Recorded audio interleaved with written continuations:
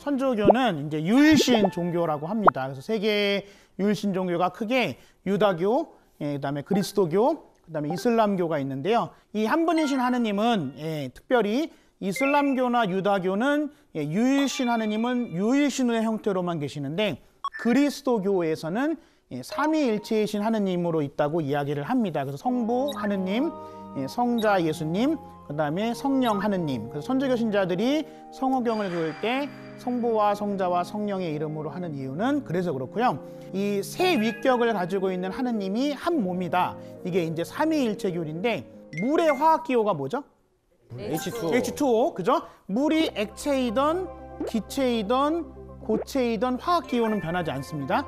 그죠? 근데 보여지는 모습은 다르죠.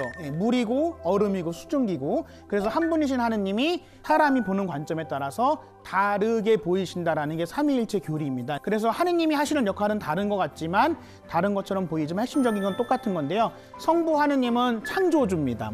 그리고 성자 예수님은 구세주. 그리고 이제 성령 하느님은 협조자라고 이야기를 하는데요. 그래서 성령 하느님 할 때 그 영이잖아요. 가장 선한 영의 하느님께서 우리를 이끌어주고 계신다라고 이야기를 하고 있고 그것을 삼위일체 교리라고 말씀드릴 수 있겠습니다. 삼위일체가 천주교예요. 네. 그래서 이제 아주 오래된 성당 그리고 아주 어마어마한 성당에 가면 뭔지 모르는 경외감이 들잖아요.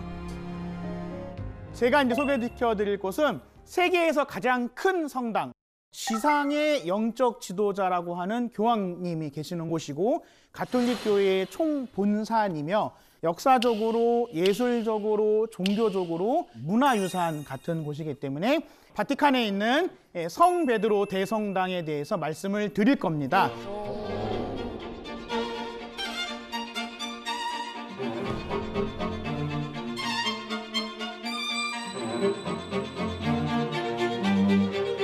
이게 이제 2009년도에 저희 동기 신부님들이랑 바티칸 대성당 안에 지은 그 안에 제대해서 찍은 사진인데요.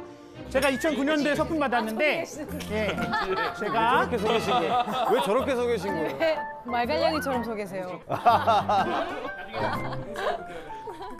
바티칸 대성당은 그 로마 시내에 7개의 언덕이 있습니다. 네. 그 7개의 언덕 중에 하나의 언덕의 이름이 바티카노 언덕이었는데 바티카노 언덕 위에 지은 성당이다 그래서 바티칸 대성당이 되는 겁니다. 그래서 바티카노 언덕은 원래 로마의 황제였던 네로가 그리스도인들을 처형해야 되는데 어떤 날은 사자밥으로도 주고 아니면 자기들끼리 검투를 시키기도 하고 아니면은 십자가에 못 박아서 죽는 모습을 구경하고 그렇게 하던 곳 자리 위에 지어진 곳이 바티카노 성당이 되도록 하겠습니다.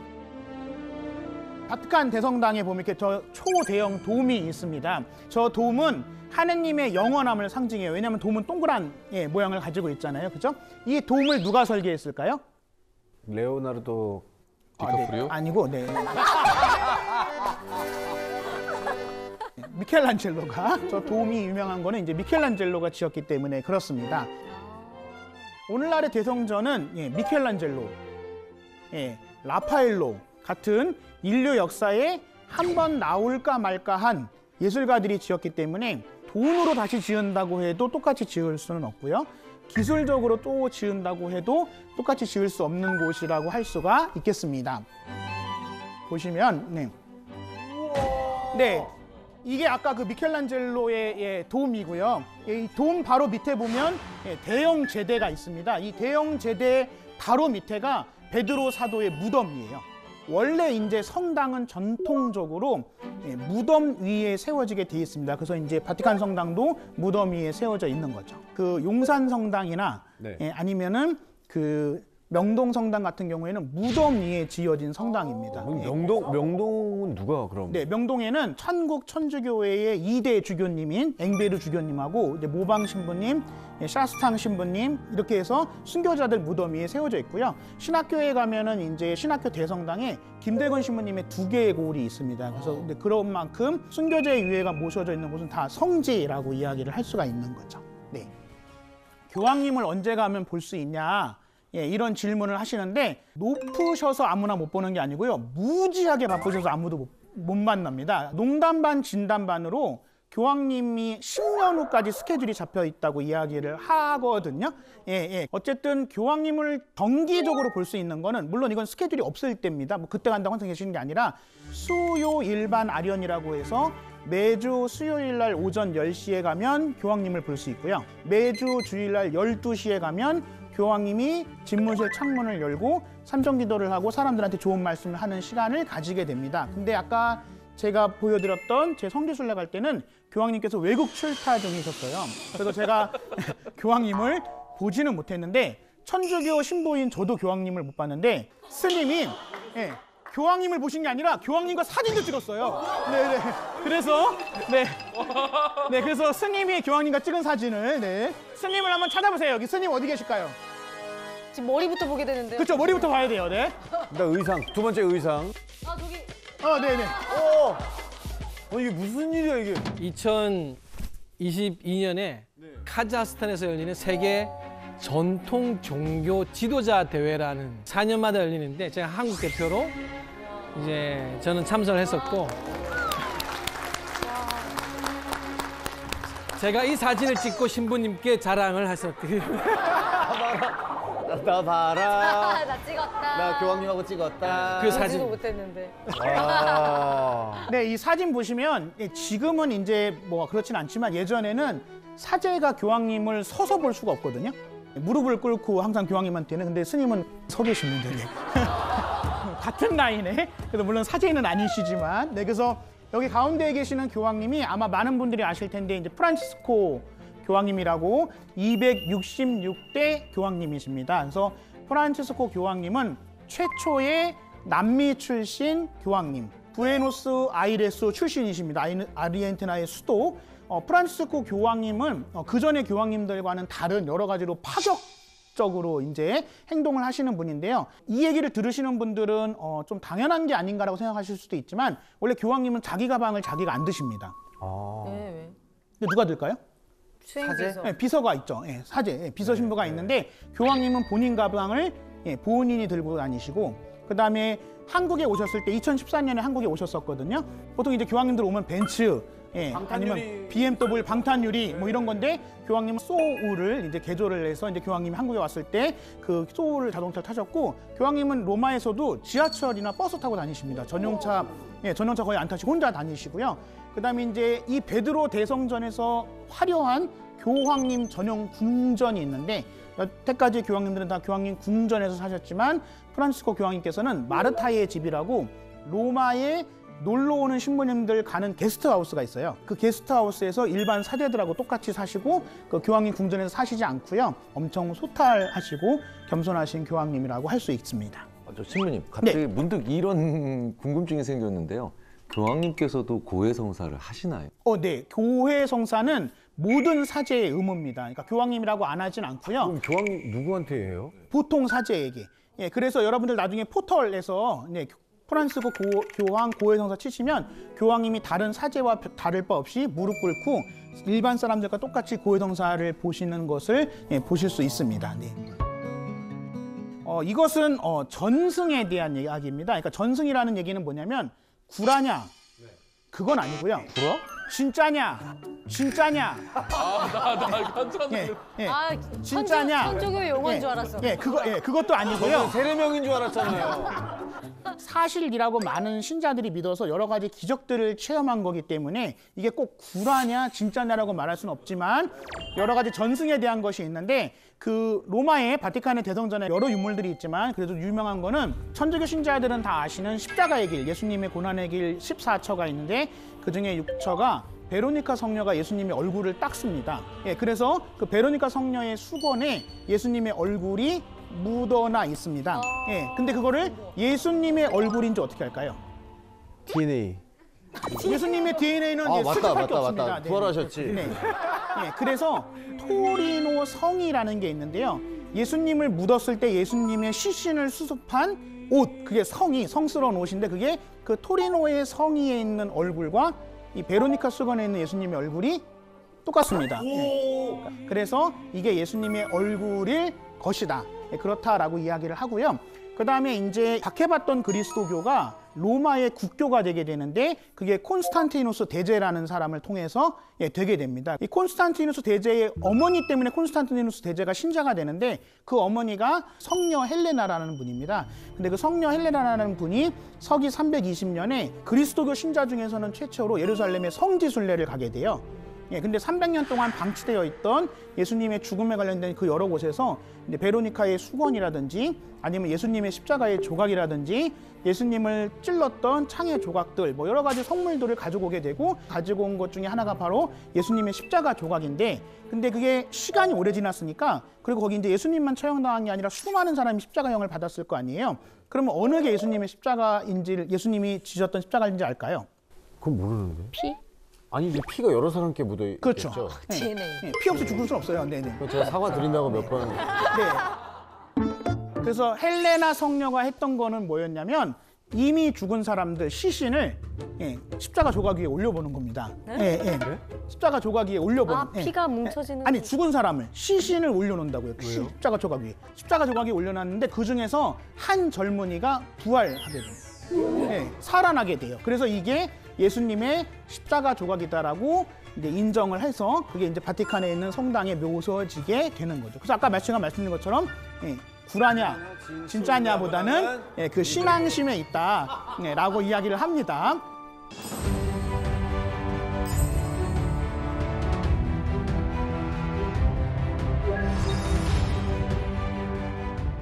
불교에는 부처님이 한 분일까요? 많으실까요?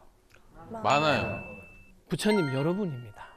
부처님은 이제 스스로가 산을 오르듯이 올라서 정상을 밟으면 그 깨달음을 얻으면 깨달은 자라는 표현이 붙다.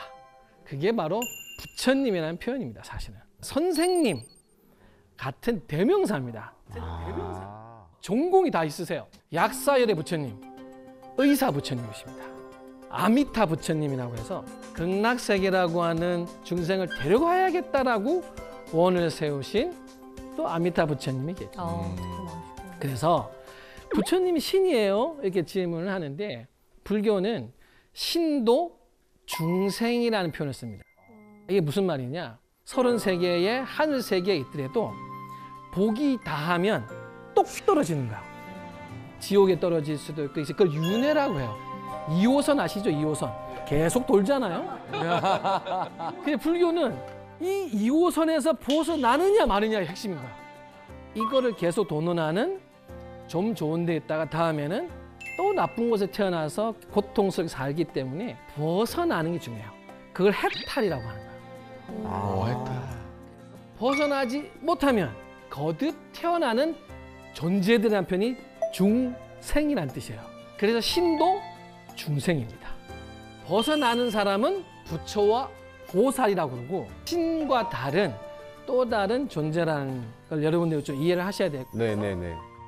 절에 가시면 어떤 분들이에요. 절을 몇 번 해야 되냐고. 절을 몇 번 해야 될까요? 3번 합니다. 기본이. 왜 한 이유가 있어요.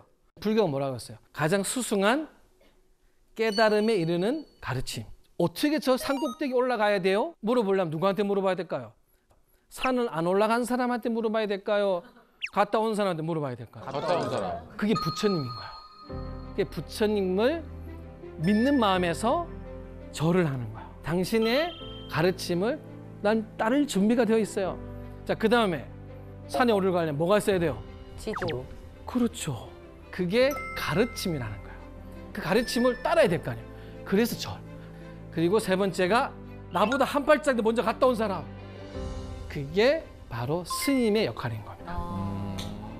같이 지도를 보지만 먼저 선행해서 바른 길로 선행해서 알려주기 때문에 잘 시킨 대로 따르겠습니다라고 하는 의제 표현이 3배, 세 번째죠. 그래서 3번을 합니다. 부처님과 가르침과 승, 3보라고 그래요. 3가지 보물이라고 이야기를 하는 거예요. 저분 누구죠? 저분이 관세음 보살이십니까? 네, 관세음보살님. 낙산상은 해수관음이라고 바닷가 쪽으로 바라보시는. 자, 그럼 여기서 문제. 모습을 보셨을 때 이분이 남자일까요, 여자일까요? 문제. 모습을 보셨을 때 이분이 남자일까요, 여자일까요? 여자. 여자. 보살이니까. 보살 여자. 네. 땡. 틀렸습니다. 나도 그건 줄 알았는데. 아닙니다. 보살은 원래 부처님의 전생을 표현할 때 쓰는 이름이었습니다. 그리고 보살은 관세음보살님은 성이 없습니다. 중성이세요? 성은 인간계, 욕계라고 해서 불교에는 욕계, 색계, 무색계 크게 세상을 나누는데 욕계라는 세상에서만 남녀의 성이 있습니다. 그래서 부처님은 윤회의 세상을 벗어난 분이잖아요. 그러다 보니까 불보살은 남성이냐 여성이냐라고 하는 세속적인 분별을 벗어납니다. 그래서 보시면 대단히 여성적인 모습이지만 실제로는 수염도 있고 관세음보살님의 전생의 이야기로 가게 되면은 어떤 남자가 열심히 수행해서 관음보살이 됐다는 이야기도 있습니다. 자, 이게 바로 낙산사의 설화의 시초가 되는 홍련암이라는 사찰입니다. 의상 스님이 여기서 파랑새가 들어가는 장면을 보고 파랑새를 따라가서 기도하고 관세음보살님을 만나고 해서 지은 절이 낙산사. 여러분, 이 홍련암 옆에 예전에 다른 집이 하나 있었어요. 다 탔습니다. 예? 홍련암은 화마가 비켜가서 불이 꺼집니다. 어떻게 꺼졌냐? 불길이 이렇게 막 가다가 바람이 바뀝니다. 바다에서 내륙으로 불어버립니다. 그래서 사촌왕을 뭐라 할 수 없는 거예요. 선생님들 누구 집만 지켰냐고 야단을 칠랬는데 저길 지켰네요. 지켰죠. 실제로 부처님도 지켰고 홍련암도 지키게 됩니다. 다시 지을 때는 스프링클러 같은 거 이렇게 다 하나요? 목조 건물은 못해요. 물을 넣을 수가 없습니다. 아, 그래서 지금은 아크, 불꽃이 튀기만 해도 바로 119로 연결이 되고 실제 대형 사찰은 화재가 나게 되면 바로 부처님 안전한 지하로 모실 수 있는 시스템을 구축을 합니다. 버튼을 꼭 보셔야 될 게 있어요. 자, 여기에 가시면 꼭 보셔야 될 게 있습니다. 여러분들, 바닥에 구멍이 뚫려 있습니다. 에? 홍련암 바닥에 가시면 이렇게 진짜 10cm 가로 세로 10cm의 구멍이 나 있습니다. 왜 저렇게 해놓으신 거죠? 여기가 원래는 홍련암 안치기 전 여기가 관음굴이었습니다. 실제로는 여기에 돌 바위들을 깔고 그 위에서 의상대사가 기도를 했던 곳인데 이 관음굴에서 가끔 파랑새가 나타난다고 그래요. 파랑새가 의상대사 일로 안내를 했거든요. 그래서 마음이 착한 뭐가 보인다? 파랑새. 파랑새. 파랑새. 가서 보셨다고 하세요. 네. 아시겠죠? 본 적 있는 것 같아요.